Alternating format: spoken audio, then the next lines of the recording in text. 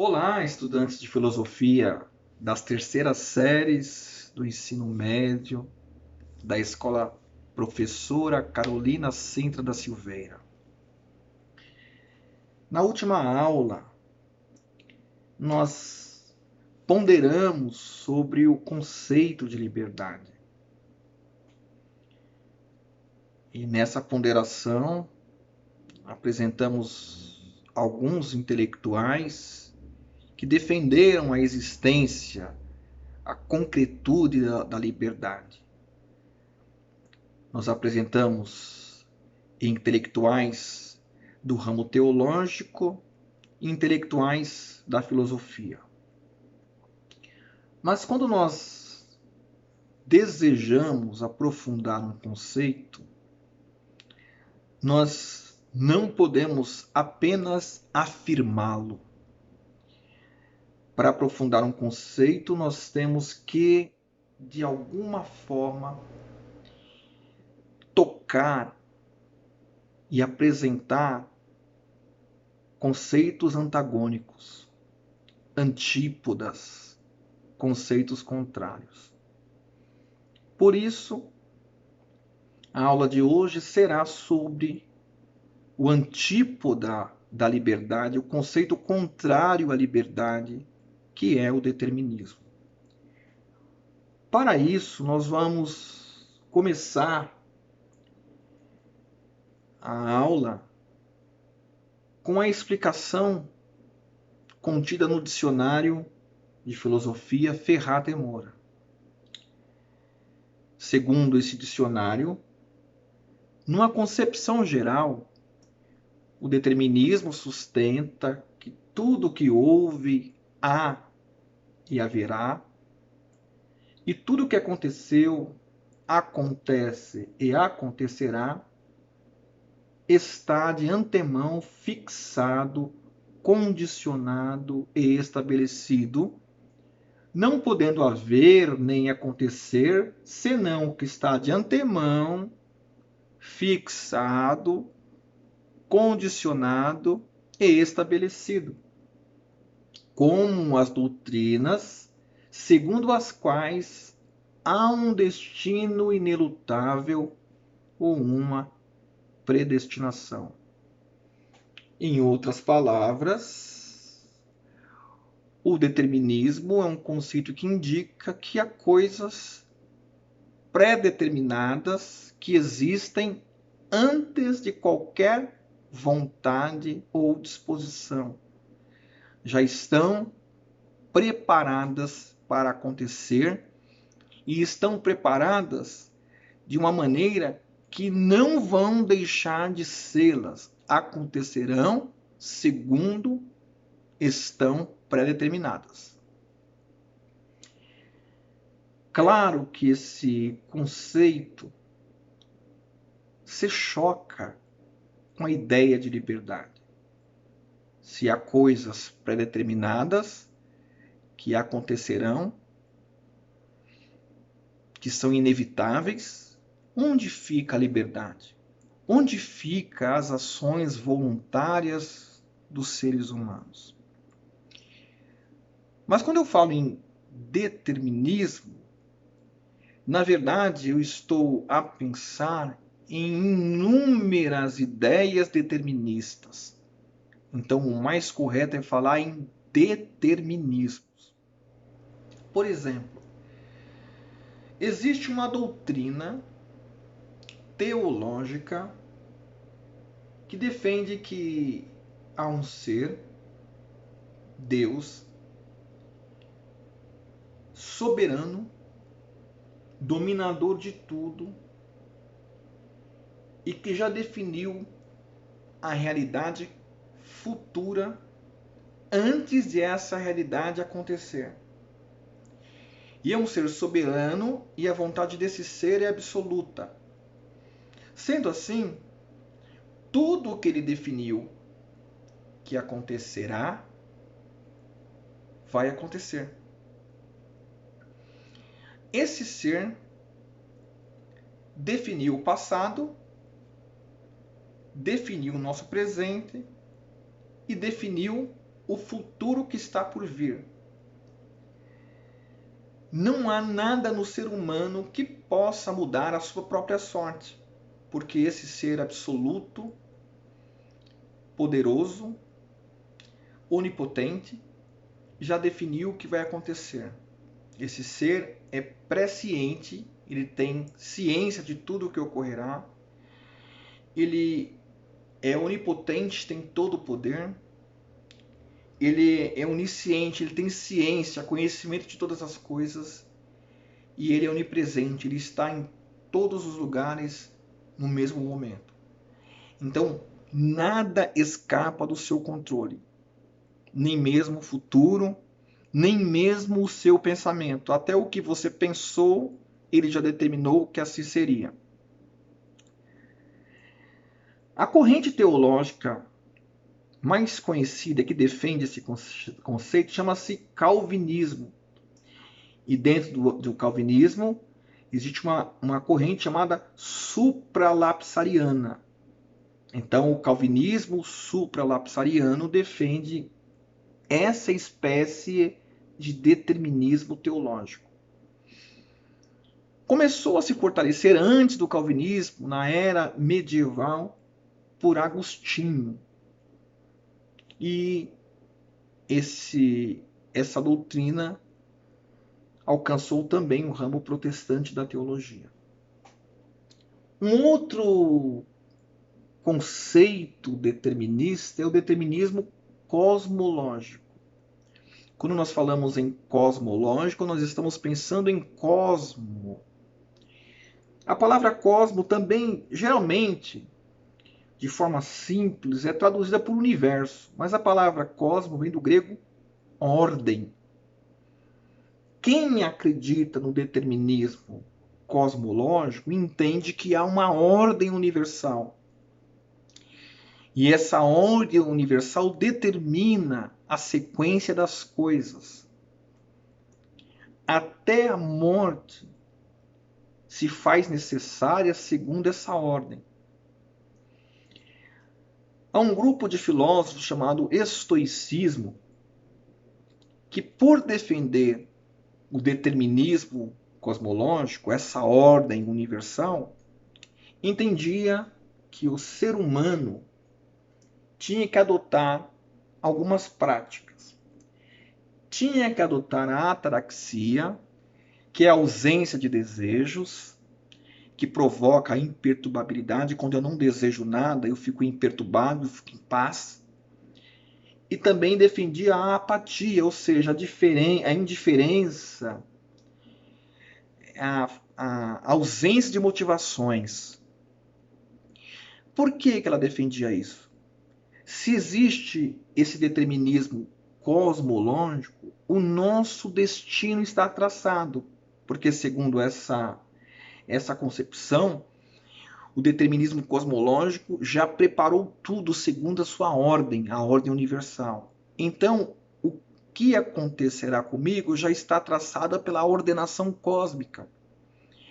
Eu tenho que aprender a não me motivar, porque o que acontecerá segundo essa ordenação. E além de adotar a ataraxia e a apatia, ou seja, além de adotar a ausência de desejos e a indiferença em relação às motivações, eu tenho que me resignar. Na verdade, a resignação é consequência dessas duas práticas, da ataraxia e da apatia. Um ser resignado é um ser que aceita o destino como ele é. Então, eu vivencio a imperturbabilidade, a ataraxia, não espero por nada, as minhas paixões estão bloqueadas, e a apatia, eu não tenho motivação para nada, que eu vou seguir segundo o fluxo do destino. Um outro determinismo é o biológico. Defende que a vida ela se resume à vida animal, à vida biológica. Todos os animais, eles existem e agem agem e reagem segundo a sua espécie. Eu não vou esperar, por exemplo, que um gato ele vá latir e nem um cachorro miar, porque eles já estão determinados pela sua espécie biológica. Se eu estudar um cachorro e um gato, eu vou encontrar neles maneiras específicas da sua espécie, de cachorro e de gato. Esse determinismo biológico alcança também os seres humanos. Nós somos o que somos, nós temos tais características porque participamos da espécie chamada Homo sapiens sapiens. Além desse determinismo que vem da nossa espécie, o ser humano também ele tem comportamentos a partir de sua carga genética. Nós herdamos uma carga genética por herança filial e nós temos essa característica por herança dessa carga genética, por filiação. Não há como ser diferente do que propôs essa carga genética, do que nos definiu essa carga genética. Existe também o determinismo social. O determinismo social indica que o homem ele é fruto de suas relações sociais. Existe uma máxima muito conhecida que foi adotada por famosos pensadores, Rousseau, Durkheim e Freud. Qual é essa máxima? A máxima é o homem é o produto do meio. Isso significa que nós somos resultado de nossas relações sociais. É a sociedade que nos faz ser o que somos. É a sociedade que nos modela. É a sociedade que nos influencia. Se você estudar essa ideia, você vai perceber que cada sociedade adota diferentes gostos, diferentes culturas. O que para um brasileiro é prazeroso, não é prazeroso necessariamente para um japonês. Porque o brasileiro é modelado pela sociedade em que ele vive e o japonês também. O homem é produto do meio, é o meio que nos define. No determinismo geográfico, defendido principalmente por Hatzel, um geógrafo alemão, é afirmado que o ambiente geográfico em que vivemos nos define. E esse determinismo, quando tratado de forma vulgar, desenvolve um preconceito, inclusive muito conhecido. A ideia, segundo o determinismo geográfico, em sua forma caricata, de que os habitantes de lugares, de regiões tropicais, têm menos motivação ao estudo do que os habitantes de ambientes frios, por exemplo, os europeus. Por quê? Porque o ambiente tropical ele desenvolve em nós o gosto pela alegria, pela movimentação. O habitante do ambiente frio, facilmente ele se encaverna em sua casa. E por estar em um ambiente fechado por conta do frio, ele se dispõe mais à leitura de que alguém, por exemplo, que tem um sol todo dia e que tem uma praia todo dia. Essa ideia do do determinismo geográfico, a geografia, com seu clima, com seus aspectos, relevo, nos influencia, determina o gosto que teremos, determina a forma de prazer que absorveremos. E por fim, o determinismo científico. Esse determinismo ele indica que somos fruto de leis naturais. Tudo que ocorre em toda a natureza ocorre como causa e efeito. Eu sou o efeito de causa, de uma causa. Eu sou o efeito da movimentação das leis naturais. Eu não sou outra coisa a não ser isso. O que há é o resultado dessa movimentação ou dessa determinação das leis naturais. Eu sou um mero produto dessas leis. Eu falei sobre determinismos. E é natural, ao falar sobre determinismos, como eu já indiquei no início, nós pensarmos sobre liberdade. Porque a liberdade é o antípoda do determinismo. Assim como quando nós falamos do quente, nós vamos pensar no frio. Quando nós falamos no bem, nós vamos pensar no mal.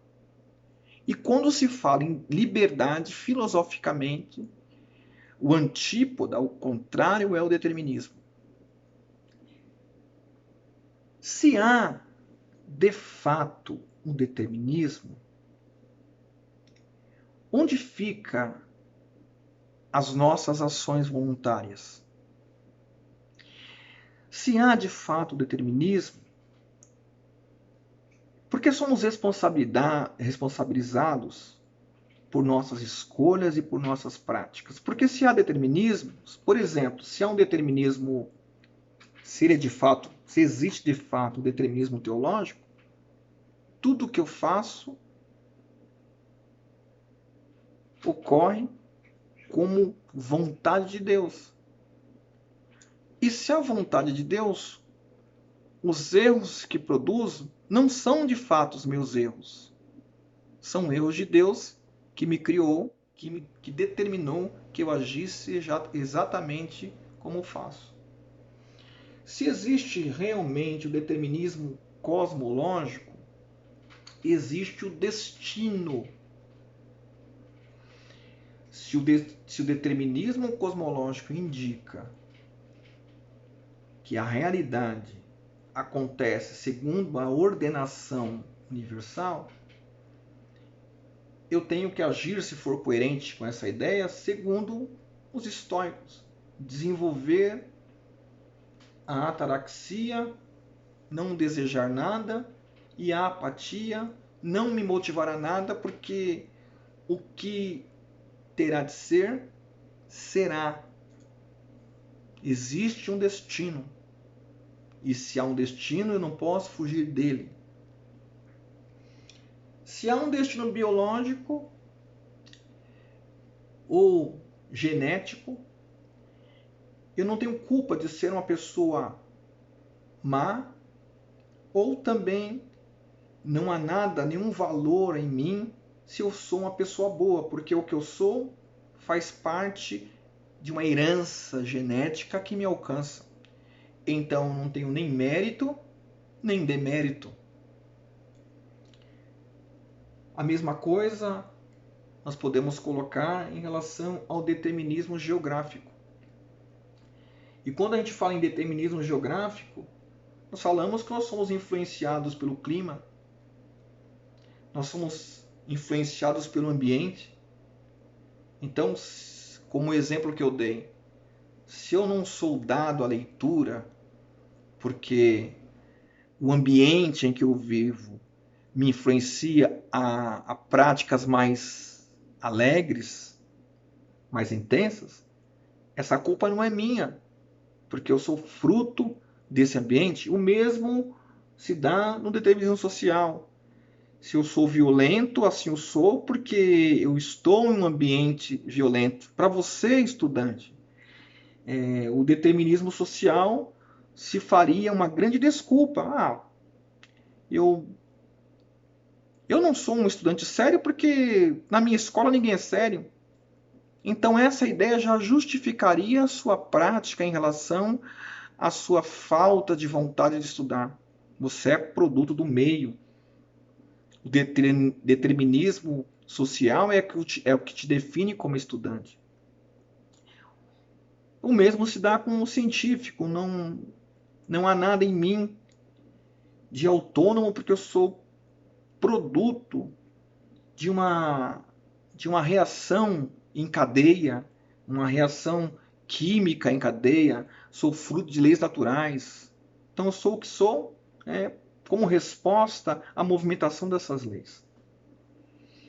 O determinismo pode nos levar ao cinismo, pode nos levar à falta de compromisso. Quem adere a tais questões? E pode nos levar ao conformismo e à preguiça. Há pessoas que deixam de fazer alguma coisa porque espera resposta de uma vontade soberana. Então, se entregam à preguiça. Quando a gente fala em determinismo cosmológico,